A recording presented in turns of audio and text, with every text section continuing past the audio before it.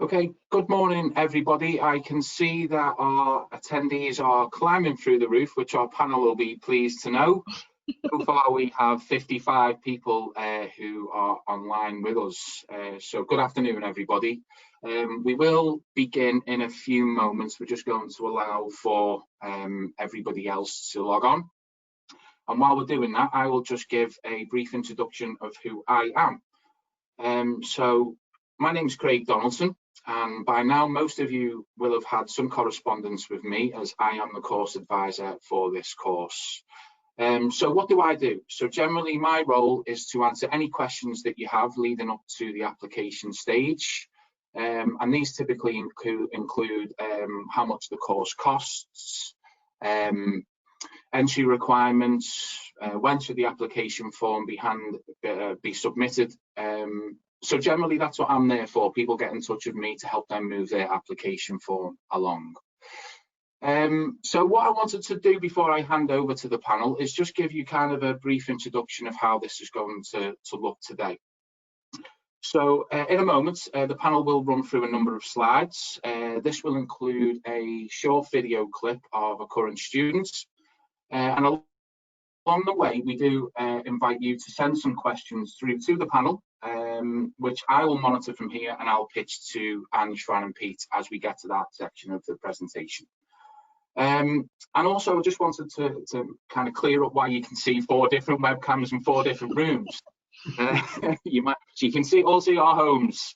So at the moment we are working remotely, and this is following advice from the university, where we have closed non-essential buildings, keeping everybody safe and helping support those great guys out there such as the NHS and other key workers who are doing their very best to look after us all. So it's really just making sure that we stay safe, but still at the same time, as they say, keeping the show going on. Okay, so I think with that, I can hand over to our panel. So Ange, over to you. Good morning. Thanks, Craig, for a fantastic introduction. Delighted to speak to you all this morning, or just about this afternoon in the UK. So first of all, to introduce myself, I'm the course director for this programme.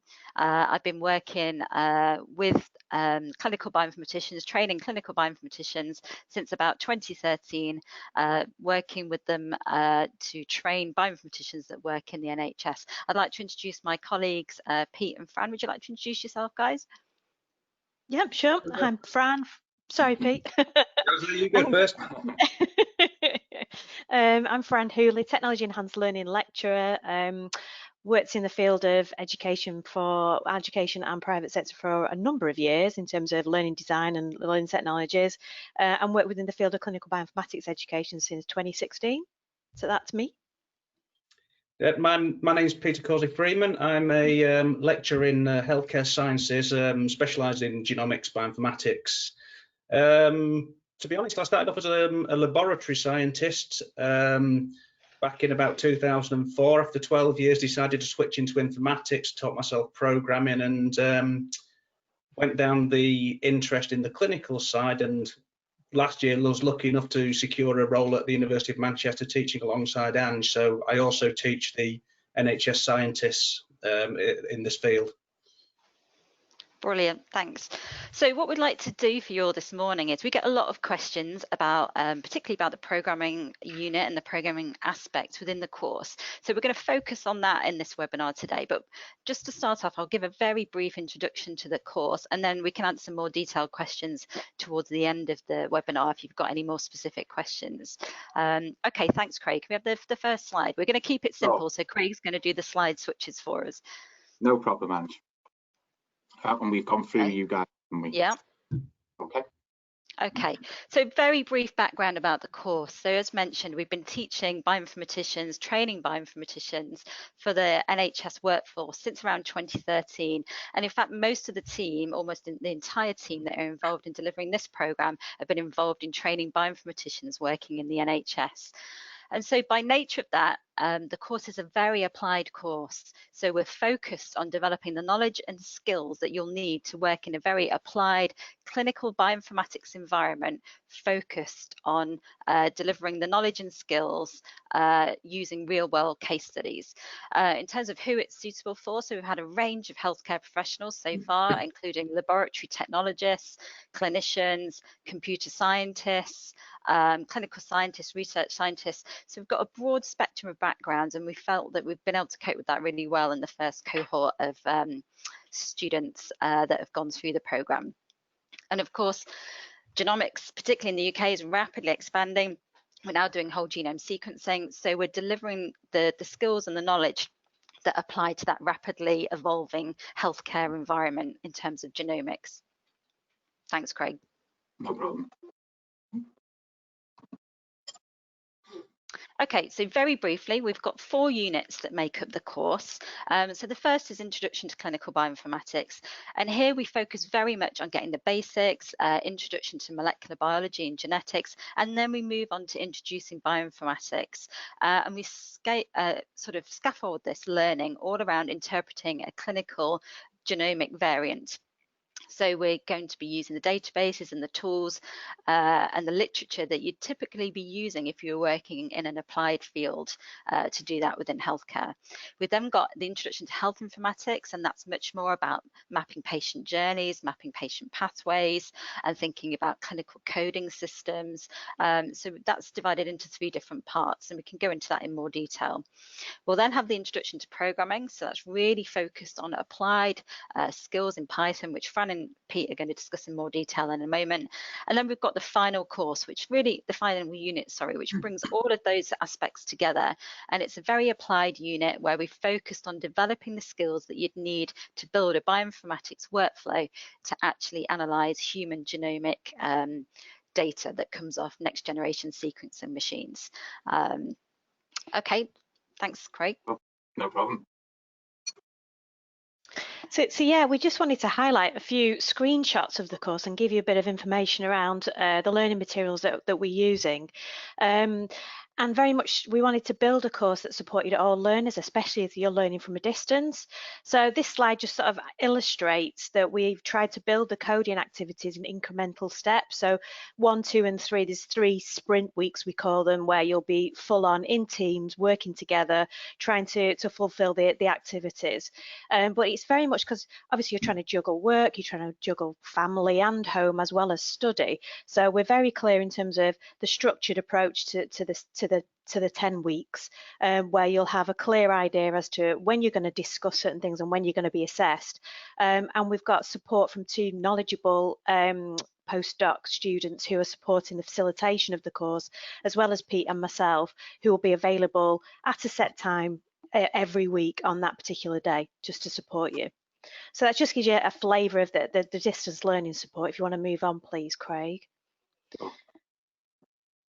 And then we're just going to sort of look at, these are just a couple of screenshots. So we've used Jupyter Notebooks, which I'll cover in a minute, but we've used Rise, but very much so as you go through, it's structured in very small steps. So you can then look at, you know, maybe you've got a series of articles to read, but you can look at the materials and suss out when you can do it and fit it in with everything else that you've got on. So it's very clear, very well signposted. It's clear where the learning objectives are and what the actual learning materials relate to those learning objectives, and it's in a clear, consistent style as well. So it's just screenshots to sort of give you a flavour of what you'll see. If you want to move on, please, Craig. Sure. And this is Jupyter Notebooks. Now, I don't know if people have used these before, but again, these are interactive web-based notebooks which give you again, it's that stepped approach, very small individual steps where you can try in sort of an environment where you're not, you know, it's not sort of high risk with, you know, sharing with other people. These are your own notebooks that you'll work through the materials and you can code, and it's got the instruction with it as well and the practice-based elements with the actual coding as well. So those are the Jupyter Notebooks, and we deliver all the materials, pretty much all the materials using these. Just want to move on again, please, Craig. essential to the course, and Anne just touched on it, and Pete will go through this as well, but is the use of real world tools, so that we create an environment that is very much authentic and you can immerse yourselves in that, and it's essentially using the tools and techniques that you would use back in practice to code. So I don't know if you can see the words on the slide here, but we use Slack hugely for any team-based discussions. As I mentioned, we're using Jupyter notebooks, which are housed on GitHub, so you'll get to grips with using GitHub and Git. And on the sort of bottom right-hand side of that slide, we use, in the assess discussions, we use Git issues, which you would use in a back in practice, to sort of ask questions or to use to kind of share with your team. And there's a wiki on there as well. We have some links to different resources, because what we want to do is build something that you can then take away. And the wiki is there for you to sort of see the resources that are already out there, and also refer to kind of Stack Overflow, etc., to sort of help you when you leave the course, you can sort of hit the ground running. And there's a selection of the tools, PyCharm and Anaconda, or prompt that we use as well. And if you just move on again, please, Craig. Just sort of completing that real world approach. We kind of look at agile and waterfall methodologies, and we use agile approaches and methods within the course materials. We also hear from and have developed the materials, and will be developing them again with people who are in the field. So that video on the left hand side is a video of somebody who's, because he has an unfortunate angle for him there, but we use a lot of materials that are already out there, and people who are, clinical bioinformaticians. The top two, and I'll leave Pete to kind of go through in more detail around the variant validator site, but using those agile methodologies, we use user stories. So those are user requirements that are defined from practice, and we ask the students to actually contribute those and work with those for some of the coding activities. So again, very much real world, immersive, authentic sort of learning materials and tools. I think that's my final slide. Okay, Fran, I'll move on. Yeah. Thank you. So I'm just going to pick up on a few points that Fran made there then. The whole idea around this course is that we know that within 10 weeks we cannot teach you to be programmers. What we can do is we can teach you how to become programmers. So one of the questions that we get asked quite frequently is, do I need any previous experience? Well, no, you don't. If you look at the 2019 cohort, so last year's cohort, almost half had never done any coding before, and only a few, less than 10%, had actually regularly coded. But the great thing is we've made this a very immersive development environment deliberately, so that even experienced coders can get something from this. And this works really nicely. If we can have a nice blend, it means that the inexperienced coders can learn from the experienced coders, and there's different roles in teams which each person can fulfill and learn how to code effectively. So what we're actually aiming here is to teach you the tools where you can get peer support, where you can go online and find code and redevelop that code, reuse it. It's all about teaching you the ethos of peer-supported learning and self-help. And this is how you develop as a programmer. One of the reasons this course is kind of structured the way it was is because it very much is about my experiences of learning to be a programmer. I started about 5 years ago, and pretty much every single mistake that I've made along the way has been sorted out and put into the learning material to give you an idea of what you should do and how to do it more effectively, and don't make the mistakes I did, do it really well. So that's what we're going to teach you. The Slack forum, I'm going to pick up on that, is really how we deliver this material. The way this works is that if you need support, we can be contacted asynchronously. We obviously, if you're in a different time zone, you cannot necessarily expect us to be there all the time, but at least through Slack, you can post something or a direct message. We can get back to you, we can help you, we can assist you. Also, one of the things we do encourage is, I'm not gonna, and Fran's not gonna, and Ange isn't gonna tell you all the answers. The beauty of this is you've got a team. You go to your team. We're going to teach you to go and seek out help from your peers, and that's how you learn. They're going to help you through this, and it's really effective, and that is the ethos behind learning to program. Can we move on again, please, Craig? Sure. So a little bit more about how this is structured. So we very much focus this, as Anne said, to meet a clinical need. So there's three aspects on the top of this that I'm going to tell you about. So we are going to do exercises that teach you how to access genomics data. We're going to do this in such a way that you can go external via a website, which is called an API. You can bring back the data you need, and it's available for you to then use. The reason we teach it this way is because trying to maintain and install and get all these data structures working is practically impossible. Even for an experienced programmer, it takes ages to maintain all this stuff, but there are resources out there where you can get this data from. So we're going to teach you how to get the data. But it's all about quality as well. In clinical settings, we need to know about data quality. So we're going to teach you how to assess the accuracy, the completeness, the consistency, the quality of that data you pull back, and learn how to extrapolate the data that you know to be good. And then we're going to teach you methods that allow you to present that data in a nice structured format so it can be used. But we're also going to do this to teach you it as a concept for becoming a clinical coder, a clinical programmer. So we're going to teach you about the styles of coding that you should follow, how to keep your code neat. The simple fact is that you need to be able to go back in a few years and be able to read it and understand it. So we teach you the formats. We also teach you how to document the code. It could well be that you pass this code on to someone else because you work in a team environment. If they don't know how to run the code, it's useless. So we're going to teach you how to document effectively, how to communicate what you've done to other people. The final step is testing. The data you return from your code has got to be robust. So the reason we apply these unit tests, these automated testing, to make sure that every time something changes, the core outputs remain the same. We're going to teach you all these skills. These are necessary in the clinical field. And so this is how we've structured the course, very much applied, very much teaching how to program to the level of a clinical programmer. And that's why I'm saying the experienced people can get something from this, because these skills are brilliant, even if you're an experienced programmer, because many people don't do it. Documentation very rarely gets done. It's essential. So we really need to push that. Next slide then, please. Sure. So as Fran said, we've structured this very much around small bite-sized chunks. The real world aspect of this is delivered in sprints, which are small activities that are based around developing code for a clinical need.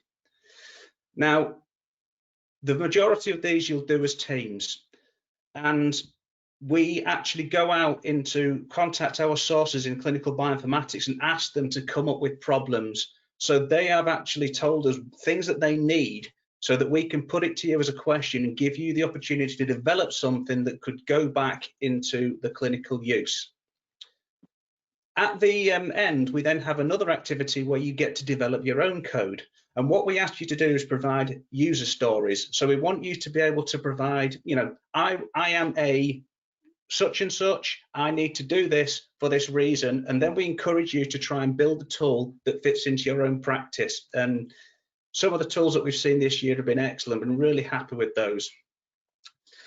However, some people weren't in the field. So another nice way that we structure this is I have a piece of software that I develop and maintain that is used in a clinical setting called Variant Validator. The tool itself is designed to check the syntax and check the validity of DNA variation descriptions. And one of the things that we give you the opportunity to do in this unit throughout is to contribute code that could then be adapted and put onto this live platform that will be used around the world. So we're actually giving you the opportunity to develop code that other people around the world could end up using. So you actually get to benefit a project, my project. So it's very much a real thing. We really want to build a real need around this. I think that's my section done, Craig. Okay, I'll just move that on, Pete.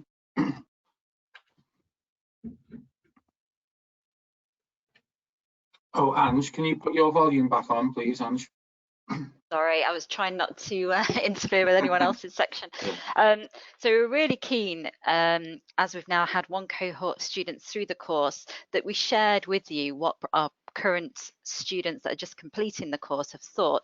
So I'm just going to read through this. So this was from one of our students that's currently undertaking the course. He said, as an NHS clinician with very little experience of coding, the course and specifically the introduction to programming has a steep learning curve. The modules have all been challenging, but the accessibility of tutor support and their proactive approach to supporting students has meant that I've never felt lost. And as a non-specialist in the field, the course has provided me with a toolkit to understand the specific role that bioinformatics plays within the NHS. Whether one goes on to undertake further study in this field or not, this PGCert covers much of the material that a clinician will need familiarity with in the evolving healthcare landscape. So we've got a lot of people from a very clinical background, clinicians, scientists, etc. And you know, they've all sort of been doing the course whilst typically working full time as well. So they've managed to do that balance as well. So I think now we're going to share with you another clip from somebody who's got much more of a computing background to share with you now. Sure. So this is Beverly Taylor, who's going to share her experiences of the course.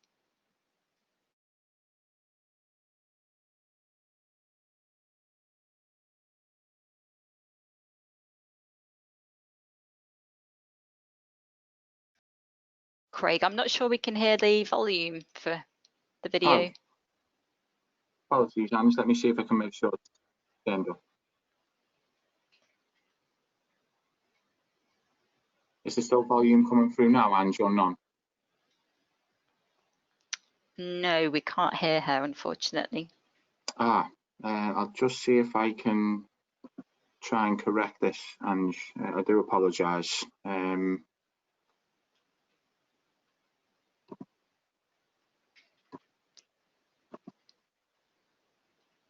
Sorry for this, everybody. Yeah, I do apologise.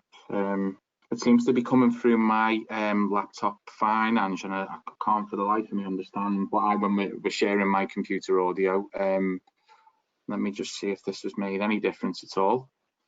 Okay. That made any difference, Ange?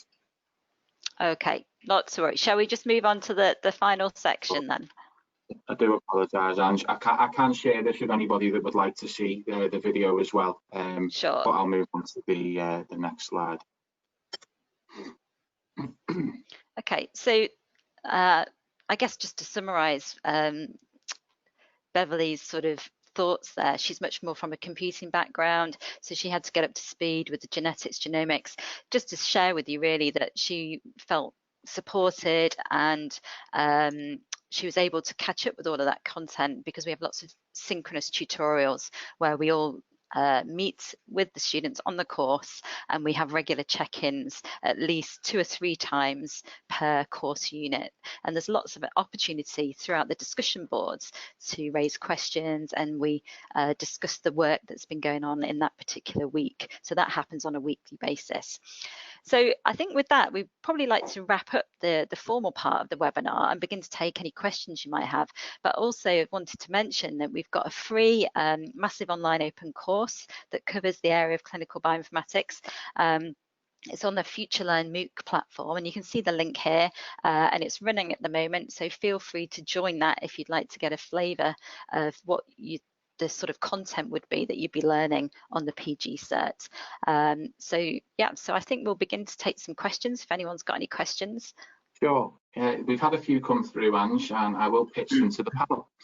So the first has come from Sama, who would like to know if there will be a certificate at the end and what that will look like.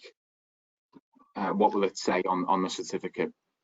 Yeah, shall I take that? So there will be a certificate at the end. So you'll get, it's called a PG certificate, so postgraduate certificate in clinical bioinformatics, which is equivalent to 60 credits of learning at the university. If you want to as well, there is also an opportunity to come and actually attend the graduation that we'll be hosting. Either it's normally in the summer or potentially later on in December when we hold the graduations with other master's courses. So you'll get that as a formal transcript of your course that you've undertaken. Thanks, Ange. Lucy has asked, how would group work for distance learners? Okay, Fran, do you want to take that one? Yes, I'll take that. Yeah, so I alluded to it earlier when we went through the slides, in that what we've tried to do is provide a platform outside of the usual virtual learning environment that is called Slack, and it's a team-based channel, various different channels on the platform, and it allows you to work it as a team and share files and share links, etc. So we've got the platform to support it, but what we try and do with the facilitators' assistance as well, with them being available each week at a certain time, we make sure that that we're checking in on that Slack channel and seeing if you've got any issues. Got direct messaging as well, so if you needed to take something offline to support the teamwork, then you can directly contact myself or Pete or any of the facilitators. So what we try to do is it's, you know, it's a dedicated platform for teamwork, and we can sort of have support that informal discussion, but at the same time the teamwork is then formally assessed using Git issues. So as and again, I alluded to it before, but it's essentially a place on GitHub where you work as a team and you kind of send any issues that you've got on the coding that you're doing. So with those different platforms, we've kind of got full support for you, so that the teamwork activity is, you know, is in the right place, and you're fully supported. And I did mention before around the assess discussions as well, where we look at how you're working as a team on Slack, but then we also support you as well on Git issues, and the assessment is looking at how well you support each other, and really kind of getting to grips with that peer-led learning. So that's kind of the tools that we use and the approach that we take. If that answers your question. I'll expand on that slightly as well, because the reason that we've structured it the way it is these are very much the tools that you will use in a normal development environment. It's very, very simulation. It's very, very realistic. The reason that we've chosen to use GitHub and Git, and these are standard version control software. We cover version control, so you'd learn about this. But the idea here is that it is set up for team working. One of you can code something, you can push your code up to a cloud, your colleagues can then pull that code down, make changes, push it back up. You can literally work collaboratively. You can develop together, co-develop, create. But that's what we do. That's the kind of stuff I'm doing all the time. It's this is why we want to give you this experience, because it's realistic, it's real. Thanks both. Thanks, guys. Amit would like to know, is this course designed specifically for someone dealing with genomic data, or can this course cater to organisations not dealing with genomic data but other clinical data? Yeah, shall I take that one? Yeah, I mean, it's very focused around human genomic data, really. So, you know, we're not talking about clinical trial data, or it's around human genomic data, and really the sort of data that we'd expect to see in clinical diagnostic laboratories. Next generation sequencing data is a large focus of what we're looking at. A lot of the skills you develop in terms of looking at pipelines, etc., you could apply to infectious disease pipelines, sort of microbial, virology pipelines. Some of the same tools will be there, but our focus is very much around the human genomics within this course. Yeah. Thanks, Ange. Ehab has asked a question. Just pulling it to, it's come through in a couple of parts, Ange, so I'll pitch this to you guys now. I think Ehab would like to know some of the learning tools that you guys offer. Will this include algorithms as well? Or I guess what Ehab is trying to say is, will there be algorithms included in this course? So, yeah, I mean, so it depends what you mean. Algorithms is a very broad term. Obviously, there's algorithms that underpin a lot of the tools that we'll introduce you to, and you'll be looking at to analyze some of your data when you do alignments, etc. If you mean algorithms in terms of machine learning algorithms, that's not a focus of this course. We're not looking here at Artificial Intelligence and Machine Learning. It's really around the tools that you would use to process the genomic data. I think you touched on the question there, actually, Angie. Ehab was referring there. I can just see a bit more of that question around kind of using machine learning tools. So that's great that you were able to include that. The next one from Violetta is not a question, but she is saying hello from Melbourne in Australia. So hello to you. Hello. Hello. It's always What nice. time? It must be the middle of the night there or something. Yeah. Hopefully she may well come back and tell us. Okay. Amit has asked another question. Are there any live online sessions or video content that will be used throughout the course? Fran, do you want to take that? Yeah, sure. So in terms of live sessions, I mentioned before we're having the live synchronous sessions each week. So each week there will be educators and facilitators who will be online to support you. There isn't actually video conferencing sessions as such. We may include that based on feedback, but we thought that the platform itself to kind of share code and how you would discuss things online, we've kept with Slack for that. What was the other part of the question? The other part of the question was something on. I'm just trying. I've just lost it, I think. Shall I just follow up as well there? I guess that's the programming course, but some of the other units we did have regular tutorials. So we had probably up to around 3 face-to-face tutorials, and just to cover this in case it crops up, what we did was we looked at all of the representative countries of the cohort last time, and we decided on the best time zone that fitted all of the countries. Now it might be that we'll have to run a couple of different tutorials, but yeah, for some of the other the non-programming based units, we did have around 3 face-to-face synchronous tutorials with all of the students together. I think the other question was around video content. That's right. So yeah, we have there was a screenshot earlier of one of the videos, and there's a couple of them in terms of introducing the sprints that we use from people in practice, and some I think that video was from a clinical bioinformatician talking about agile methods that they've used in their own projects. So there is video content there, but like Ange says, I think possibly it's more so in the other units, where very short videos, nothing longer than say 5 minutes, I think is the standard amount of time. So we don't want you just sit there staring at a screen. So very short videos, but more so in the other units rather than the programming one. Thanks, Fran. Amit has asked another question. Apart from the tools such as Slack and other coding portals, what are the learning resources and the textbooks, articles that we might use as well during the course? So yeah, I can, as Fran mentioned earlier, the actual course is delivered in the interactive Jupyter notebooks. These are all downloaded onto your machine and you can run them locally. One of the things we've chosen to do with this unit is make sure that when you leave the course, your machine is configured so that you can continue programming.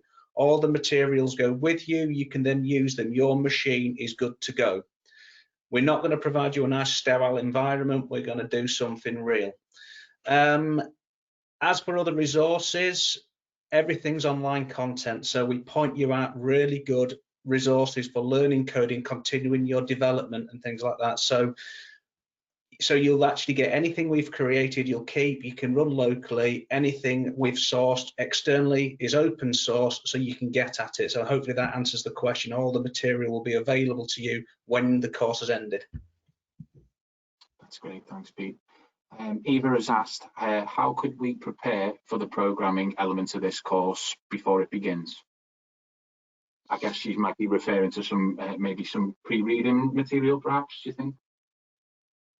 Yeah, I think that my advice really, if you've not done any programming before, is it's a resource that we point to quite a lot. It's called W3 Schools. That's W3 Schools, all one word. If you Google it, they offer a nice introduction to Python. If you work your way through that, you'll be in a good place for starting this unit. I wouldn't worry too much about the more technical tools like GitHub and all that kind of thing. We'll introduce them, but the thing that people tend to get most nervous about is, oh, I've never programmed before, I don't know what to do. And the best way to learn is go and do some of the basics, and that W3 Schools tutorial is really nice. And possibly the software carpentry online resources as well. They're a good starter. That's really helpful, thanks guys. Ankita has asked, will the certificates be supportive towards applying for a PhD?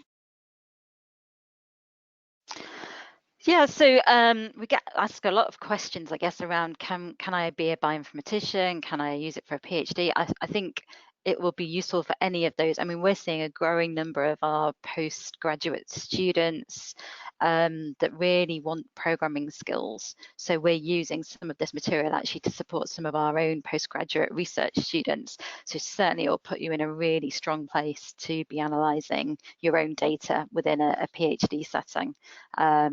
So yeah, I don't think per se you can use it as sort of credits towards a PhD at Manchester, but certainly it's going to give you a lot of good background, solid knowledge that'll place you in good stead for any sort of translational kind of clinical research activity.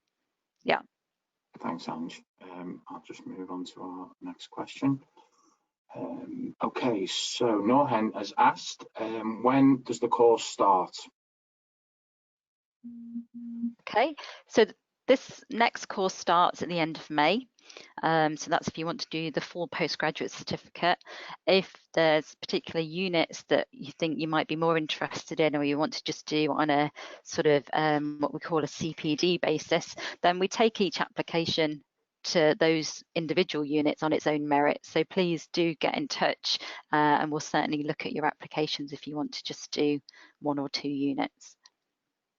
Amit has asked another question, but I think we've got a couple of slides that might help with this actually, Ange. Amit has asked, how many hours of self-study per week is required or recommended? Okay, yeah. Do you want to whiz on to those last extra couple of slides then, Craig, and we'll just cover this? Yeah. I think, I'm sorry, Ange, I've got the questions open on my screen, so I've got just the corner of the slide.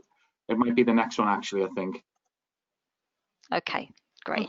So a bit of background here on, so this is entry requirements. So we do take people based on clinical experience. So we judge, as I say, each application on its own merit, but as a general ballpark sort of guidelines, we require a minimum of a 2:1 honours degree or international equivalent thereof in a biological, medical, physical or computational science kind of subject. So we allow quite a bit of variety there in the backgrounds we'll allow onto the course. And in exceptional circumstances, we do allow a 2:2 if you've got additional master's, PhD or professional experience. You can see the fees of the course there. And in terms of learning hours, I think we cover that on the next, is that the next slide, Craig? Just move us on now. Brilliant. So yeah, so it's fully online. You undertake it sort of over a 12-month period. It's 4 15 credit units, as we discussed before. Each unit runs for 10 weeks and the estimated amount of learning is around 15 hours on average, and you'll be doing some discussion board contribution.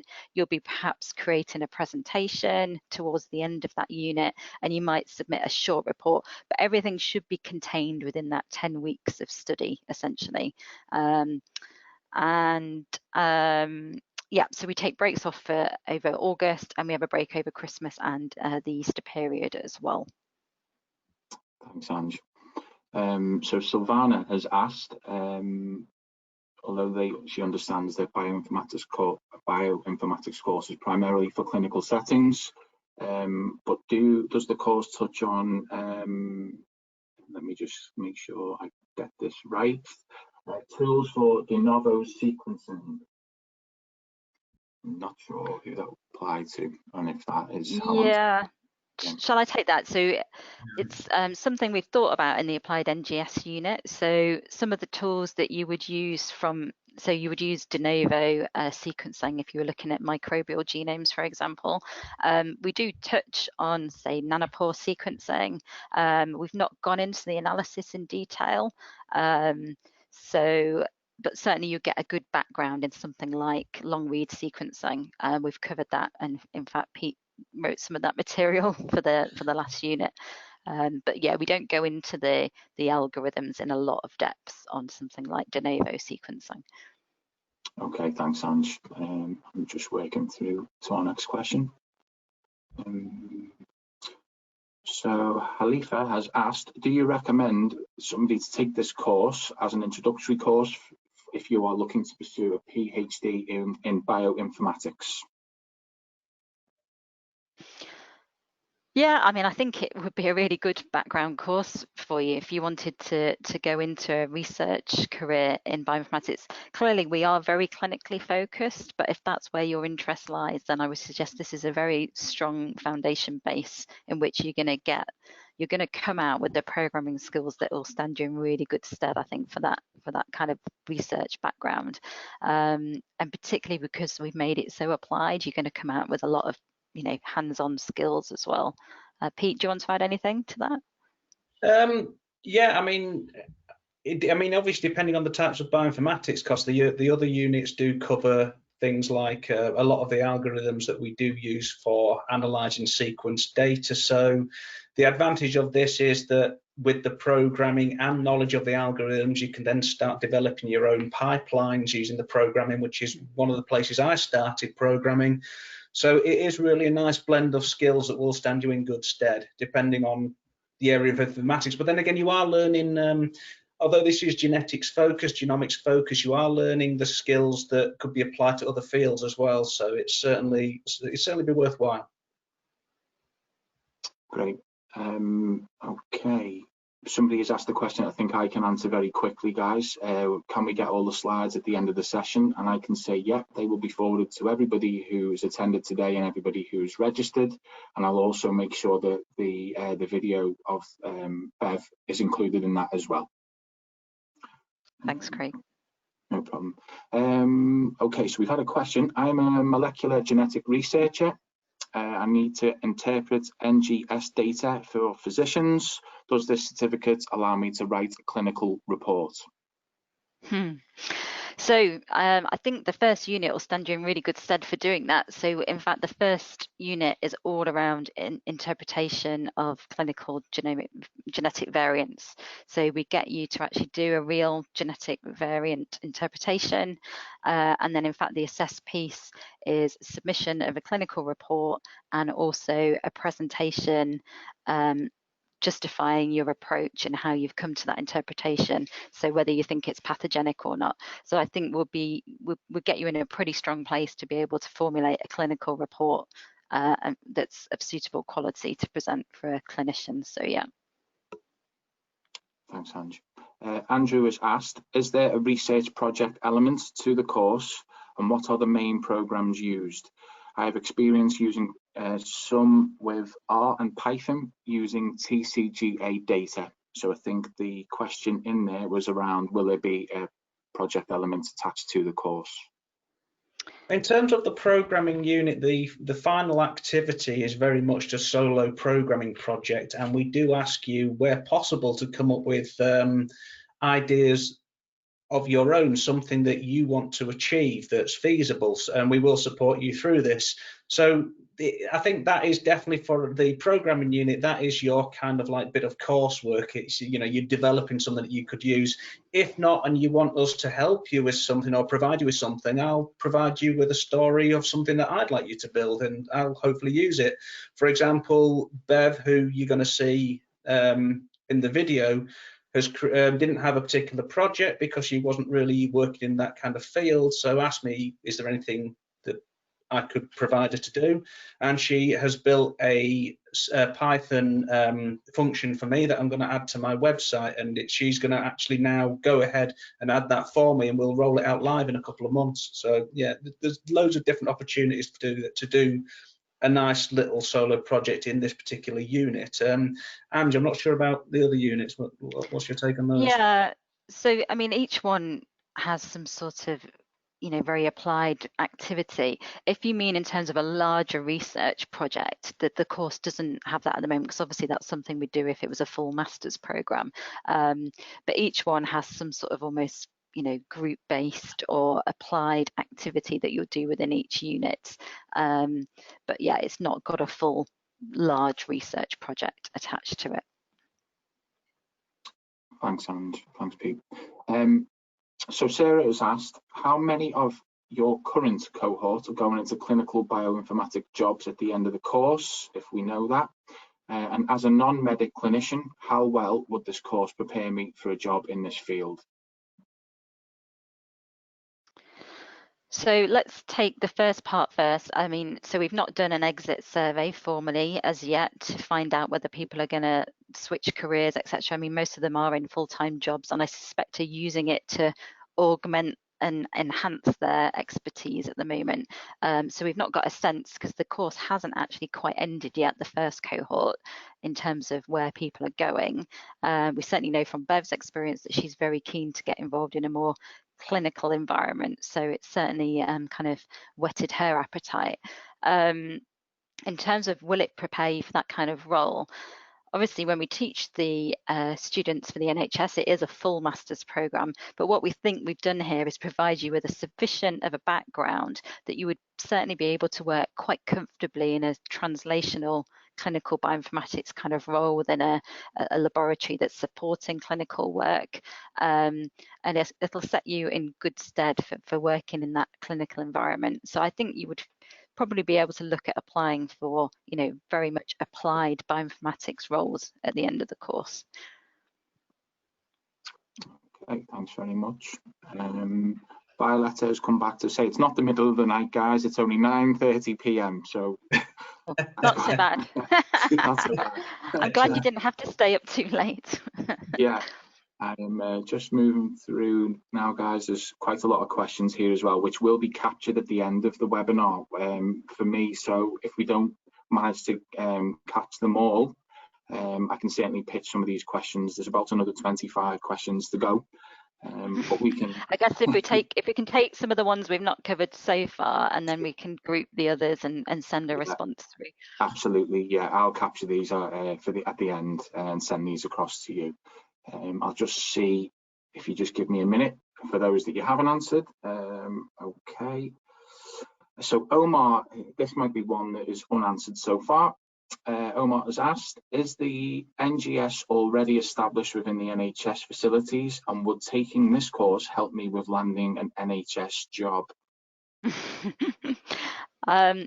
Yeah, I mean, NGS is very much established in the NHS now. So we've rolled out a new clinical genomic service, genomic laboratory hubs, they're called, across the UK.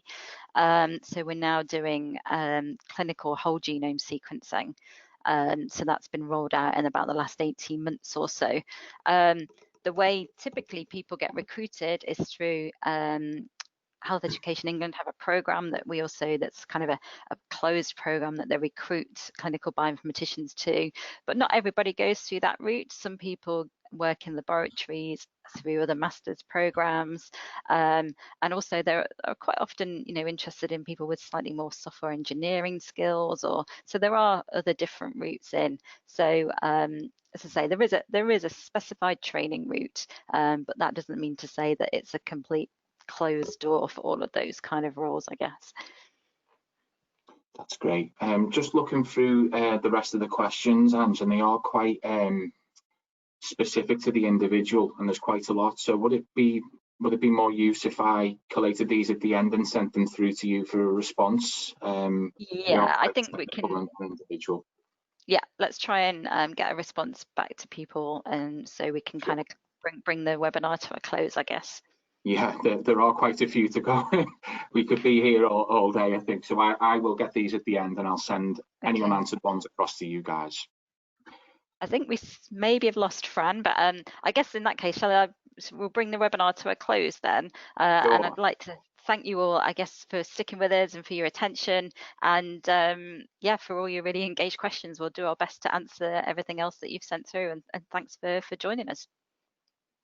Thanks, Ange. Thanks very much. Thanks, everybody. Okay, thanks. Thank you. Bye. Bye-bye. Bye.